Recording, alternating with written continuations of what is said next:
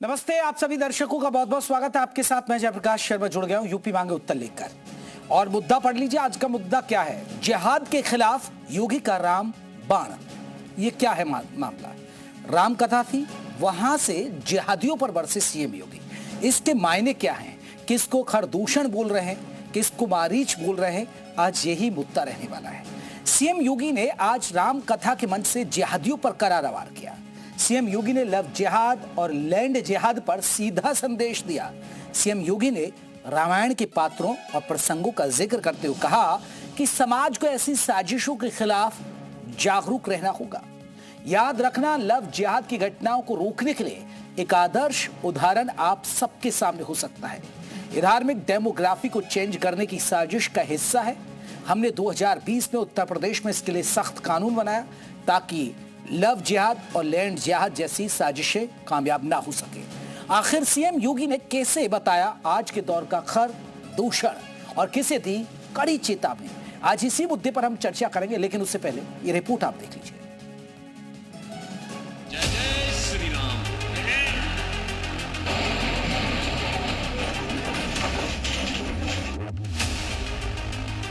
खर और दूषण और ताड़का के द्वारा उस कालखंड में किया जाता था। मारीच और सुबाहु क्या कर रहे थे? वे भी सब यहां लैंड जिहाद के ही अभियान के साथ जुड़े हुए थे।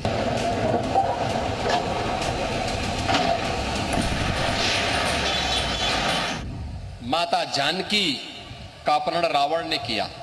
मर्यादा पुरुषोत्तम भगवान श्री राम ने इसके लिए अपने स्तर पर पूरा यत्न किया। उत्तर और दक्षिण भारत को जोड़ा। नारी गरिमा की रक्षा कैसे करनी है, इसका उदाहरण है। याद करना, लव जिहाद की घटनाओं को रोकने के लिए एक आदर्श उदाहरण आप सबके सामने हो सकता है। लखनऊ में राम कथा का मंच सजा था, लेकिन इस सनातनी मंच से सीएम योगी ने लव जिहाद की साजिश रचने वालों को सीधी चेतावनी दी और हिंदू समाज को जागरूक होने की नसीहत भी। योगी ने लव जिहादियों से हिंदू समाज को सचेत रहने की अपील यूं ही नहीं की। लव जिहाद को रामायण काल खंड से सीख लेने की जरूरत पर यूं ही जोर नहीं दिया। उसकी वजह है 4 दिन 4 जिले और धर्मांतरण, लव जिहाद की 5 बड़ी घटनाएं और हर जगह शिकार हिंदू लड़कियां। हर जगह तरीका भी एक, मुस्लिम पहचान छिपाकर हिंदू लड़कियों से दोस्ती, फिर जबरन धर्मांतरण और यौन शोषण का खेल। तारीख 6 जून 2026। लखनऊ में जुबैर ने करण बनकर हिंदू युवती को प्रेम जाल में फंसाया। धर्मांतरण, ब्लैकमेल और शोषण के आरोप में एफआईआर दर्ज हुई। तारीख 6 जून 2026। लखनऊ के पीजीआई थाने में नाबालिग के धर्मांतरण, अश्लील वीडियो से ब्लैकमेल और अपहरण का मामला तब सामने आया जब परिजनों की शिकायत पर पुलिस ने केस दर्ज किया। तारीख 7 जून 2026। बरेली में मुस्लिम युवक पर हिंदू पहचान छिपाकर युवती का शोषण, जबरन धर्म परिवर्तन और जान से मारने की धमकी देने का आरोप लगा। तारीख 7 जून 2026। बिजनौर में दलित युवती से रेप, धर्मांतरण के प्रयास और धार्मिक भावनाएं आहत करने के मामले में 3 आरोपी गिरफ्तार किए गए। तारीख 8 जून 2026। लखीमपुर खीरी में भी हिंदू युवती के साथ लव जिहाद का मामला सामने आया, जिसके बाद परिजनों और हिंदू संगठनों ने एसपी ऑफिस का घेराव किया। यहाँ हिंदू बेटियों को जबरदस्ती उठाया जा रहा है, हिंदू बेटियों को लव जिहाद में फंसाया जा रहा है लालच दे करके। जो न्याय संगत होगा वो कार्रवाई पुलिस करेगी और पूरा सपोर्ट करेगी पीड़ित का, जो किया जाता है न्याय की प्रक्रिया के तहत। एक के बाद एक यूपी में लव जिहाद और धर्मांतरण के मामले सामने आने के बाद योगी ने कड़ा प्रहार किया। हमें आश्चर्य होता है, उच्च न्यायालय केरला ने 2009 और 2011 में इस पे चिंता व्यक्त की। रिलीजियस डेमोग्राफी को चेंज करने की एक साजिश का हिस्सा है, लेकिन तब भी हम उस पर ध्यान नहीं दिए। हमने 2020 में उत्तर प्रदेश के अंदर इसके लिए सख्त कानून बनाया, तब भी इसके लिए व्यापक जन जागरूकता किए जाने की आवश्यकता है। लव जिहाद के बाद अगला नंबर लैंड जिहाद का भी आया। जिहादियों को भी रामायण काल खंड से जोड़ते हुए करारा प्रहार किया और लैंड जिहादियों की तुलना ताड़का, मारीच, सुबाहु जैसे राक्षसों से की। जब भी नकारात्मक ताकतें वर्चस्व में आएंगी, ऐसे ही उजाड़ करेंगी, ऐसे ही तहस नहस करेंगे जो रावण के समय में करते थे। शिक्षण संस्थानों को, शोध के केंद्रों को वैसे ही बंजर करेंगे जैसे खर और दूषण और ताड़का के द्वारा उस कालखंड में किया जाता था। आखिर खर दूषण क्या कर रहे थे, मारीच और सुबाहु क्या कर रहे थे, वे भी सब यहां लैंड जिहाद के ही अभियान के साथ जुड़े हुए थे।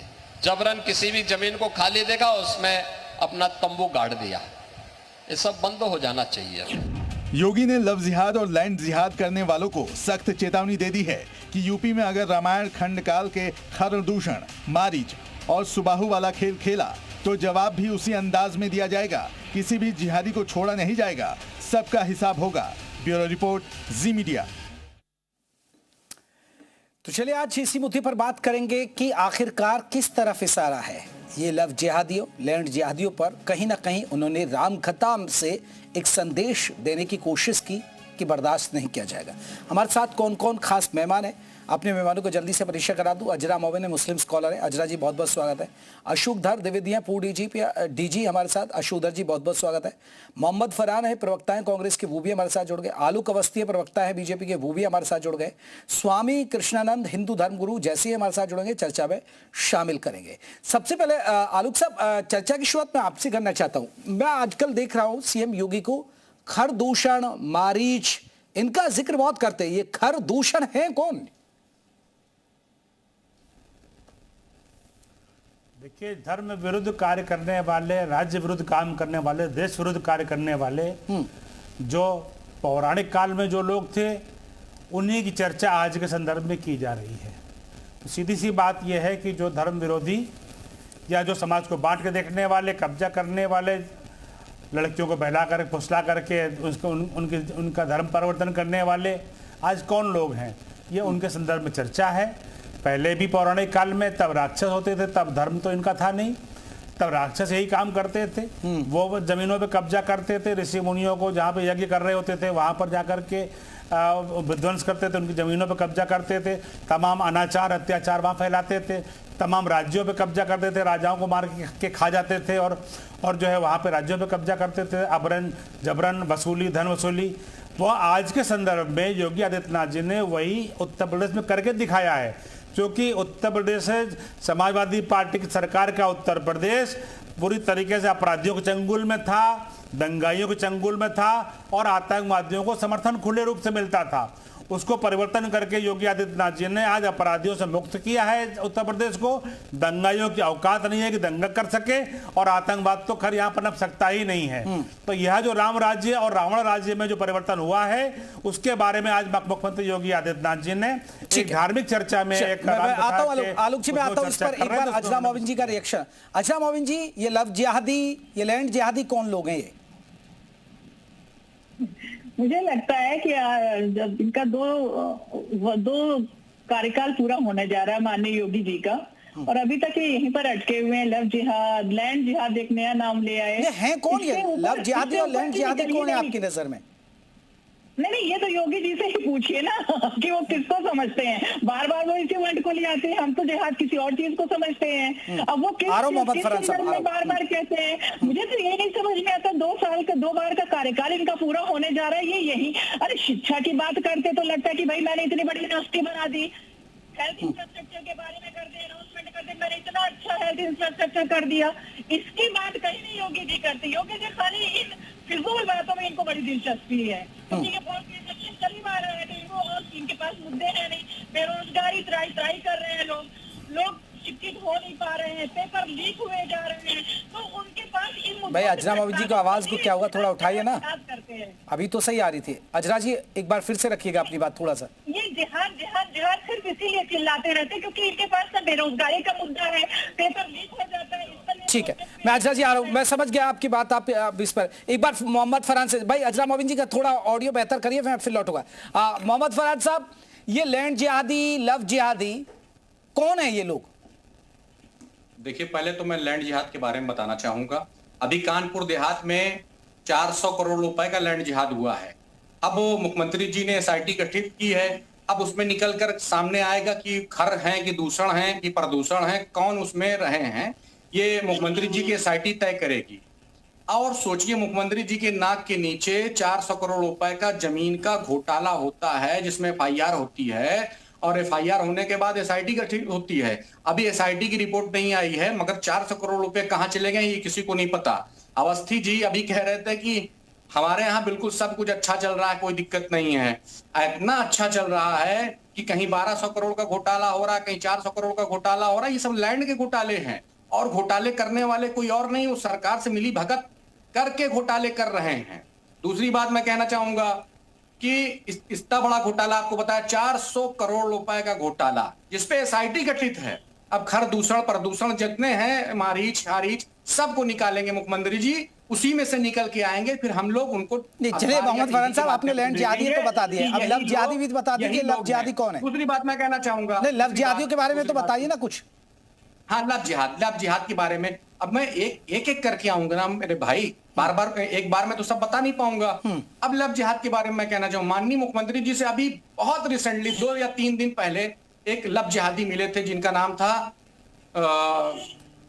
शहनवाज हुसैन साहब, भारतीय जनता पार्टी के वरिष्ठ नेता थे, वो लव जिहादी हैं। पता है कि नहीं पता है? और फरहान साहब, उनकी पत्नी ने कहा कि धर्म परिवर्तन कर दिया, पहचान छुपाई है।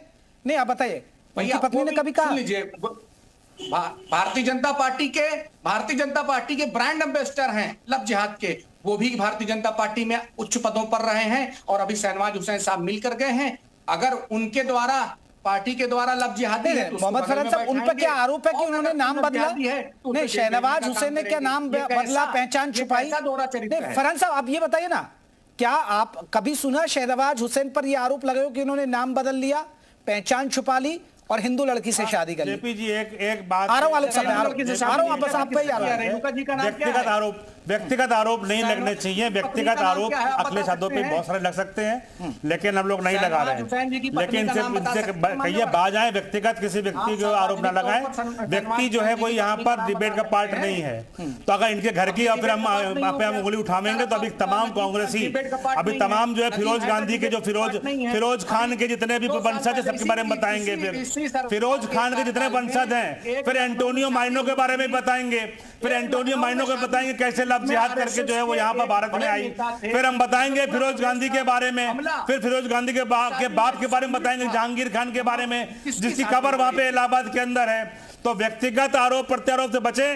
कांग्रेस को मेरी साफ चेतावनी है, नहीं तो फिर हम सारे पट्टे खोलेंगे उनके। अभी बेहतर है कि आप चर्चा मुद्दों पे करिए, किसी व्यक्तिगत नाम पे मत करिए। चलिए मैं लौटा मोहम्मद फरहान साहब, अब बात हो गई, मैं आ रहा हूँ। फरहान साहब अभी बाकी और मेहमानों को दे रहे। मैं अशोक साहब, एक सबसे बड़ा मुद्दा है लैंड जिहाद लव जिहाद। ये मुद्दा बहुत ज्यादा गूंजता है यूपी में और इस तरह के बहुत सारे मामले आते हैं, चाहे वो लव जिहाद के बहुत सारे नाम पहचान बदलकर ऐसा हो जाता है। लैंड जिहाद आपने देखा, बहुत जगह जमीनें कब्जा ली गई, माफियाओं ने बुलडोजर चलाया, कहीं अवैध तरीके से मस्जिद बना ली, मजार बना ली। ये आप मानते कि ये है यूपी के अंदर और इस पर एक्शन हुआ और इसलिए कहीं ना कहीं मुख्यमंत्री योगी चेताते हैं बार बार? बिल्कुल मानता हूं, इसमें सच्चाई है। लेकिन मैं ये कहना चाहूंगा कि आज माननीय मुख्यमंत्री जी जिस अवसर पर इन बातों को कहे थे, तो वो जगह थी, वहां पर 9 दिन का राम कथा का आयोजन हुआ था और राम कथा का आयोजन का आज आखिरी दिन था। तो वहां पर राम भक्त उपस्थित थे, तो राम भक्तों को संबोधित करते हुए माननीय मुख्यमंत्री जी ने तमाम बातें कही और उसमें रामचंद्र जी की, जानकी जी के नारी सम्मान की, गरिमा की बात कहे, रावण खरदूषण शकुनी और दुनिया भर की बातें कही, आदर्श की भी बातें कही। उन्होंने ये भी कहा कि हर काल खंड में नकारात्मक ताकतें रहती हैं। ये बिल्कुल सही बात है, इसका कोई खंडन नहीं कर सकता है। एक बात और कही कि भारत की धरती पर आक्रांताओं के लिए धर्मशाला नहीं हो सकता। कौन सी बात ये गलत कहे? और राम भक्तों को संबोधित करते हुए उन्होंने कहा कि आपको सतर्क रहना चाहिए, कोई गलत बात नहीं कही। जाहिर बात है, चाहे प्रदेश का मुख्यमंत्री अगर पब्लिक रैली में संबोधन करेगा तो उसकी बातें अलग रहेंगी, छात्रों को संबोधित करेगा तो अलग बातें कहेगा, राम भक्तों के आयोजन या ऐसे आयोजन पर रहेगा तो बातें अलग कहेंगे। लेकिन चूंकि कुछ महीने बाद, 7-8 महीने बाद चुनाव भी होगा, तो उन्होंने संकेत में कुछ और बातें भी कही, जो लव जिहाद की बात है, लैंड जिहाद की बात है। मैं आऊंगा अशोक दत्त साहब, एक बड़ा सवाल है। मैं स्वामी जी से, स्वामी कृष्णानंद जी, आप तो धर्मगुरु हैं, चलिए अब तो यहाँ मुख्यमंत्री योगी जी हैं, उन्होंने भाई संबोधन दे दिया तो अब बड़ी बात हो गई, हम चर्चा करने भी बैठ गए। लेकिन स्वामी जी, अगर कोई राम कथा हो रही है और वहां किसी का अगर संबोधन होता है, मैं ये बात आलोक जी से पूछूंगा, अब वहां लव जिहाद और लैंड जिहाद की क्यों चर्चा होती है स्वामी जी? अब ठीक है, आप मारीच का आप जिक्र कर सकते हैं, आप जिक्र कर सकते हैं, खरदूषण का जिक्र कर सकते हैं, लेकिन लव जिहाद लैंड जिहाद यानी कि विशेष वर्ग को टारगेट करना, तो क्या इशारा किया जाए कि बस वो अपने हिंदुत्व के एजेंडे को उधार दे रहे, यही माना जाएगा स्वामी जी? देखिए, विशेष वर्ग को टारगेट करने का मतलब यहाँ पर कहां से आ गया? ये तो जो लैंड जिहादी हैं उनको टारगेट किया जा रहा है, जो लव जिहादी हैं उनको टारगेट करना ही चाहिए। अब जो उन्होंने खरदूषण की बात कही है, खरदूषण और तीसरा और मारीच की बात कही है और उसको आज के परिप्रेक्ष्य से जोड़ा है, तो सबसे पहले ये समझ लेने की जरूरत है कि राक्षस कहते किसे हैं। राक्षस वो होता है जिससे हमें हर प्रकार से रक्षा करने की आवश्यकता पड़े। ऐसा व्यक्ति जिससे हमें नहीं, तो क्या मुस्लिम कौम फिर राक्षस है क्या? पड़ जाए उसको राक्षस नहीं, तो फिर स्वामी जी क्या आपकी नजर मुस्लिम कौम राक्षस है? नहीं, मैं किसी व्यक्तिगत किसी के लिए नहीं कह रहा हूं। आप वो परिभाषा उसमें चाहे मुस्लिम हो चाहे हिंदू हो, उसके अंतर्गत जो भी आए जिससे हमें रक्षा करने की आवश्यकता पड़ जाए, जो हमारे बहन बेटियों को बहला फुसला करके ले जाए, कोई जबरदस्ती उठा के ले जाए, तो ये राक्षसों की प्रवृत्ति हो गई। किसी का मकान कब्जा कर ले, किसी की भूमि कब्जा कर ले, देश की भूमि, राष्ट्र की भूमि कब्जा कर ले किसी न किसी बहाने से, तो ये राक्षस की वृत्ति हो गई। तो माननीय मुख्यमंत्री योगी जी ने अगर वहां राम कथा में कहा, तो राम कथा है ही इसीलिए कि राक्षसों का विनाश करने के लिए है ना। जो राक्षसी वृत्ति के लोग हैं उनका विनाश करना चाहिए, सफाया करना चाहिए, जो ताकि सज्जन लोग जो है शांति से रह सकें, अपना जीवन यापन कर सकें। तो भयभीत, मैं इस पर आलोक जी आपसे एक रिएक्शन आपने आ रहा हूं, स्वामी जी में आ रहा हूं। अजरा मोबिन को सुना होगा आपने और कांग्रेस को भी सुन लिया। आलोक साहब, एक बड़ा सवाल यही है ना, अब अजरा मोबिन कह रही है भाई देखिए, अब 2 बार से तो आप हैं, करीब अब 10 साल ही हो जाएंगे, आप ये मान के चलिए, अब 2 बार से तो आप हैं, आज भी आप लव जिहाद लैंड जिहाद में ही फंसे हुए हैं, मुद्दों से कहीं ना कहीं ध्यान भटकाने की कोशिश है। तो भाई आपने भी कह दिया जब इलाज हो गया तो लव जिहाद लैंड जिहाद, यानी आप हिंदुत्व की पिच तैयार कर रहे हैं क्योंकि आपका आगे चुनाव है। देखिए, हम लोगों की थोड़ा मेधा शक्ति कमजोर होती है, जो घटनाएं पहले हो जाती हैं उसको लोग भूल जाते हैं। जैसे आप याद करेंगे 2017 से पहले बिजली नहीं आती थी, 7 दिन में आती थी तो 7 दिन रात में आती थी, तो लोग भूल चुके हैं कि वो भी दिन वो देख चुके हैं। जबकि आज 24 घंटे बिजली आती है, कहीं पे 20 घंटे बिजली आती है, लेकिन 7 दिन में आना 7 दिन रात में आना वो बदल चुका है। उसी तरीके से दंगा लोग भूल चुके हैं, रोज हर हफ्ते हर महीने कहीं ना कहीं दंगा होता था, वो लोग भूल चुके हैं कि दंगा भी होता था इस प्रदेश के अंदर।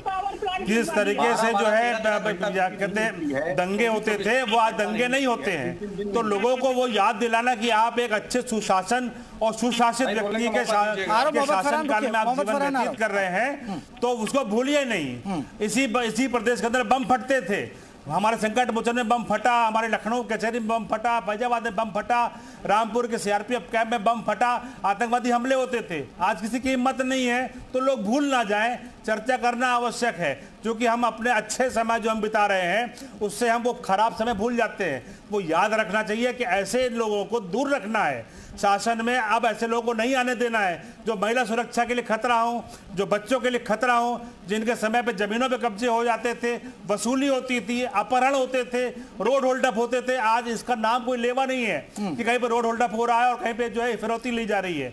तो याद दिलाने के लिए बहुत समय याद दिलाना जरूरी है। 10 साल पहले ये होता था, 10 साल पहले ये होता था, अब ये नहीं होता है। ये एक सवाल आप कह रहे हैं कि अभी देखिए लैंड जिहाद लव जिहाद में अटके हुए हैं, फिर से ये होगा। अब देखिए आपने आलोक अवस्थी को सुन लिया, ठीक है आलोक जी, आपने आलोक अवस्थी को सुन लिया। आलोक अवस्थी ने तो बता दिया ना कि पहले क्या था और हमने क्या बदला।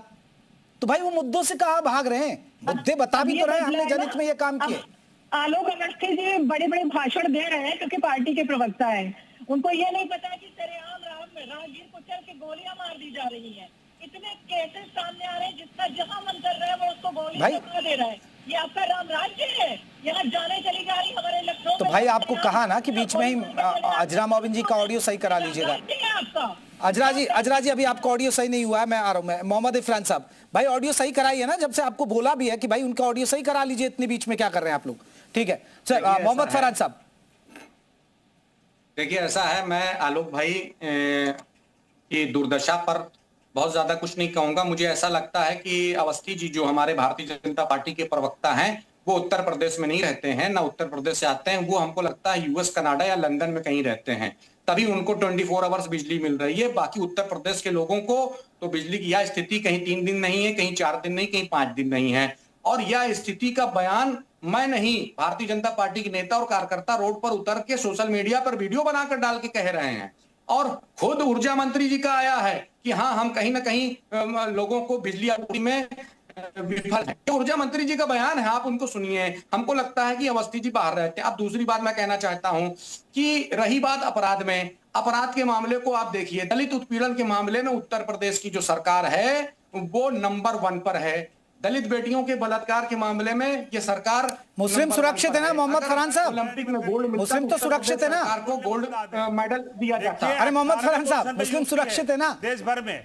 और महिला अपराध में मुस्लिम तो इतना सुरक्षित है, झूठ ना बोले यहाँ पर आकर के, देखिए कुछ भी नहीं बोलेंगे। मुस्लिम उसी तरीके से सुरक्षित है। देखिए मेरी बात, अच्छा मेरा रिप्लाई क्यों नहीं दे रहे भाई? देखिए मैं आलोक अवस्थी जी आपके बारे में, आलोक अवस्थी जी मैं आपकी बारी में नहीं बोलता हूं, आप मेरी बारी जैसे आती है आप बोलना चालू कर देते हैं। अब उन्होंने मुझसे सवाल पूछा मुस्लिम सुरक्षित है कि नहीं सुरक्षित है, तो मुझे जवाब देने दीजिए। मैं आपको सुनने के लिए बैठा हूं। मुस्लिम उसी तरीके से सुरक्षित है, जो सामने मुस्लिम उसी तरीके से सुरक्षित है। सुन लीजिए, अब मैं चुप हो जाता हूँ, चलिए आप ही बोल लीजिए। इन्हीं को बुलाया करिए भाई, केवल एक प्रवक्ता बुला के डिबेट कर लिया। ठीक है ना मोहम्मद फरहान साहब, रखिए ना बात, अब आपको ही तो मौका दे रहे ना। अरे मेरे भाई ये बात तो काउंटर होगा ही ना, काउंटर होगा। ये उत्तर प्रदेश वाला करेंगे कि जबरन किसी के पैर में काउंटर होगा ना कि एनकाउंटर? उस पर आदेश दिया है, बहुत सख्त टिप्पणी की है, आदेश पढ़ा कि नहीं पढ़ा? लेकिन मोहम्मद फरहान साहब, लव जिहाद और लैंड जिहाद की बात क्यों ना करें भाई? लव जिहाद करते हैं और मुस्लिम लोग करते हैं, नाम बदलते हैं, लड़कियों को फंसाते हैं, बहुत सारे मामले आए, धर्म परिवर्तन कराते हैं, छांगुर आपने देख लिया। तो उस पर तो आप एक शब्द नहीं कह रहे हैं कि हाँ भाई हो रहा है, ये नहीं होना चाहिए। एक बार भी फरहान साहब आपने क्यों नहीं कहा? देखिए मैं एक बात आपको बहुत दिल से कहना चाहता हूं, दिल पे हाथ रख के, कि हम लोग लव जिहाद के खिलाफ, हम नहीं चाहते कि लव जिहाद कोई करे। ये आपको हकीकत बता रहे हैं कि लव जिहाद कोई करे। अपने अपने धर्म में, अपने अपने समाज के बीच में शादी ब्याह कीजिए। ये प्यार मोहब्बत के चक्कर भूल जाइए। ये नफरत की सरकार है, नफरत की जब सरकार चली जाएगी फिर उसके बाद इस बारे में सोचिए। अभी कुछ दिनों के लिए मत इस पर कोई तीखा टिप्पणी कीजिए। हाँ, अब ये रोक रहे हैं कि नफरत की सरकार है। वाह वाह, मतलब यही तो कहते हैं कि पहले की सरकारों में ये होता था और अब ये रोक रहे हैं, तो आप तब कर लेना जब इनकी सरकार चली जाए। वाह फरहान साहब, वाह। ठीक है अजरा मोबिन जी, यही सीख है क्या? अजरा मोबिन, मैं आ रहा हूं, इस पर मैं रिएक्शन लूंगा। अजरा मोबिन जी, अभी ये सरकार है तो लव जिहाद मत करिए, जब ये चले जाए जब लव जिहाद कर लेना, यही है ना फरहान साहब? तो यही कहना चाह रहे हैं ना अजरा मोबिन? देखिए मैं क्या कह रहा हूं, देखिए ये सरकार जो है बिल्कुल नफरत फैलाने वाली सरकार है। ये प्रेम और मोहब्बत की बात समझती है। मोहम्मद फरहान एक सेकंड, मैं आ रहा हूं। ज्यादा दिक्कत होती है और इनके मंत्री इसको जहां मोहब्बत होगी, प्यार होगा, वो वहां उसके साथ चला जाएगा। तो ये आपका कौन सा राइट है? ये कहीं आपका राइट नहीं। आप इस पर कानून बना दीजिए, चाहे जो बना दीजिए, प्यार पर कोई पहरा नहीं लगा सकता है, ये बात समझ लीजिए। ठीक, चले अजरा मोबिन जल्दी से रखिएगा बात, फिर मुझे और भी मेहमान है। मैं तो ये बोल रही हूँ कि ये सरकार, ये नफरती सरकार है, नफरत पैदा करने वाली, बहमत से फैलाने वाली सरकार है। इनके मंत्री अगर लव करके शादी कर लेते हैं तो उस पर ये नहीं बताते, व्यक्तिगत मामला हो जाता है। और अगर कोई आम इंसान प्यार मोहब्बत कोई शिकायत करता तब लव जिहाद के दायरे में आता है। अब बहुत सारे लड़के ऐसे होंगे जिन्होंने कभी शिकायत नहीं की होगी। आप बताइए ना, अगर कोई लड़की को फंसाता है नाम बदल के और वो जब शिकायत करती तभी तो ये केस आता है ना सामने। कोई ये घर पूछने थोड़े जा रहे हैं भाई, बताइए आपको किसने शादी की। आप प्रेम को नकार चलिए आलोक साहब जल्दी से एक रिएक्शन, फिर मैं और मेहमानों के पास आना। आलोक साहब आपने सुना, लेकिन ठीक है अजरा मोहम्मद जी एक रिएक्शन ले आलोक अवस्थी से। जेपी जी मैंने देखिए पहले कहा था ना कि लोगों को याद दिलाना पड़ रहा है कि पहले क्या होता था। उसका उदाहरण अभी कांग्रेस के प्रवक्ता ने दे दिया कि जब हम नहीं रहेंगे तो ये फिर से उसी गुंडागर्दी पे आएंगे और खुल करके नंगा नाच करेंगे। हमें याद है 2022 का चुनाव चल रहा था जेपी जी, मैं मेरठ में था। मेरठ में एक समाजवादी पार्टी के मुस्लिम प्रत्याशी ने कहा कि हमारी सरकार आने वाली है, हमारी पेशाब से दिया जलेगा। यह मुस्लिम प्रत्याशी ने समाजवादी पार्टी के कहा था। वहीं मुख्तार अंसारी के लड़के ने कहा था कि सारा हिसाब हम यही करेंगे, हम जीतने वाले हैं। तो इनको जनता कभी मौका नहीं देगी, ना इनके दिया जलेगा और ना ये हिसाब कर पाएंगे, ना ये लफ्ज जिहाद कर पाएंगे। इन्हीं लोगों से मुक्ति पाने के लिए जनता ने भारतीय जनता पार्टी को चुना है और भारतीय जनता पार्टी डंडा लेकर ठीक कर रही है। ऐसे लोगों को हिम्मत नहीं है किसी की दंगा करने की। दंगा करेंगे तो सब संपत्ति को हम कुड़प करेंगे, बुलडोजर चलाएंगे और तस्वीर चौराहों पर लगाएंगे, होल्डिंग लगा करके। ठीक है स्वामी जी लफ्ज जिहाद लैंड जिहाद पे तो बात होगी ना। अब भाई ये सरकार जो माफिया थे, अब चाहे वो मुख्तार अंसारी हो, अतीक अहमद हो, उन्होंने कितनी जमीन गरीबों की हड़प ली। अब ये सरकार उन्हीं जमीनों को अपने अंदर लाकर गरीबों को फ्लैट दे रही है।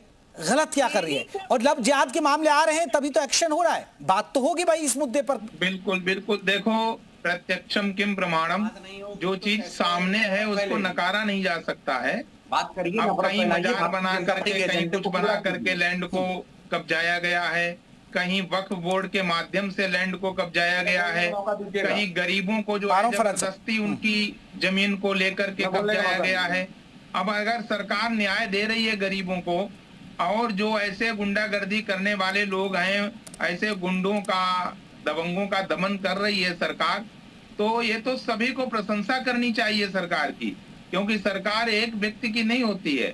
सरकार तो सभी जितने भी रहते हैं प्रदेश में, देश में, सभी देशवासियों, प्रदेशवासियों की सरकार होती है। सरकार कुछ गलत तो कर नहीं रही है, जो बात कायदे की वही कर रही है। गुंडों और माफियाओं को प्रश्रय देना और उनको सह देना, ये तो गलत है।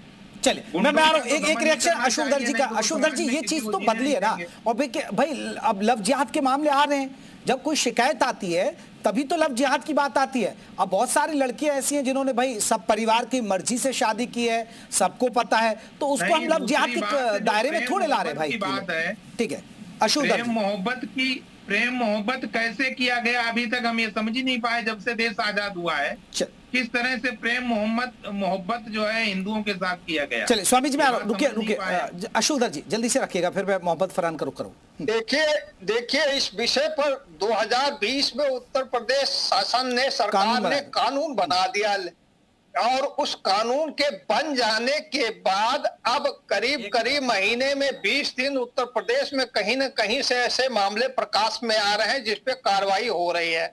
आपने अभी थोड़ी देर पहले बड़ा साफ बात पूछी, जब एक किसी वक्ता ने शाहनवाज साहब के बारे में उनकी बात चर्चा किया था, तो ये हुआ व्यक्तिगत चर्चा नहीं होनी चाहिए, बिल्कुल सही बात है।